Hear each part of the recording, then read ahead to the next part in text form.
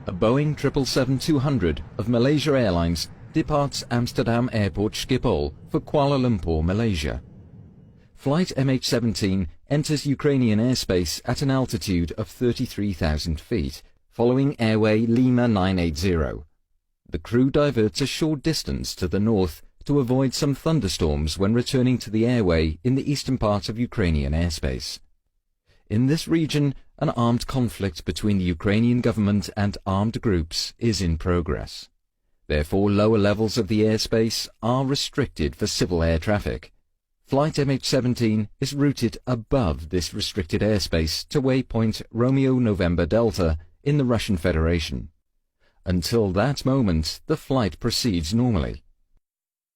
When flight MH17 is above the eastern part of Ukraine, a Buk surface-to-air missile system fires a missile. It travels almost at 3 times the speed of sound and carries a 9N314M model warhead. Inside it is an explosive core surrounded by 2 mantles containing preformed iron fragments. Radar guides it to its target, where it is detonated by means of a proximity fuse. A Buk surface-to-air missile can reach an altitude of 80,000 feet, exceeding the flight altitude of flight MH17 by far. At 20 minutes and 3 seconds past 1, this warhead explodes to the left and above the cockpit of MH17. About 800 preformed fragments perforate the aeroplane. This impact, combined with the blast of the explosion, causes the cockpit and the business class section to separate. As it descends, the aeroplane disintegrates. None of the 298 occupants survived the crash. The investigation demonstrated that the aeroplane flew at an altitude of 33,000 feet, which is to say 10.1 kilometers. No abnormalities regarding the aeroplane or crew were found.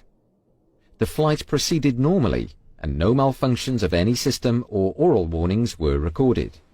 Also, no distress messages were received by air traffic control.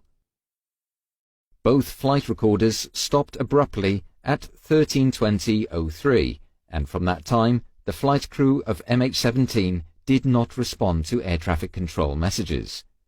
Flight MH17 disappeared from the radar. The aeroplane was perforated by hundreds of high-energy objects shaped like cubes and bow ties. Many fragments were found in the bodies of the crew seated in the cockpit. Some of them had a bow tie or cubic shape. The left side of the cockpit area shows a characteristic damage pattern.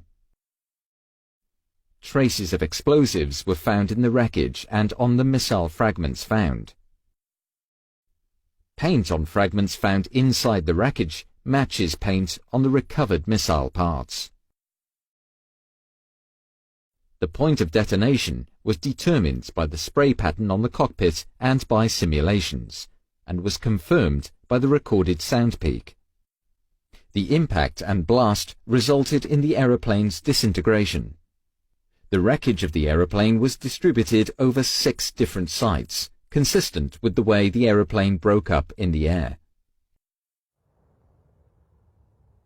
Based on these findings, the Dutch Safety Board concludes that flight MH17 was downed by a 9N314M warhead carried on a 9M38 series missile as installed on a Buk surface-to-air missile system. Other scenarios were investigated and excluded. No other scenario can explain this combination of factors. The findings are conclusive and support each other based on multiple sources. To that end, we have been able to draw well-supported conclusions about the flight and the causes of the crash. Calculations have demonstrated that the missile's trajectory commenced somewhere in a 320 square kilometer area in the eastern part of Ukraine. The Russian Federation concurs with the conclusion that the crash was caused by the detonation of a warhead, but has reservations regarding the missile and warhead type. However, in our judgment, the arguments in the report overwhelmingly support the conclusion.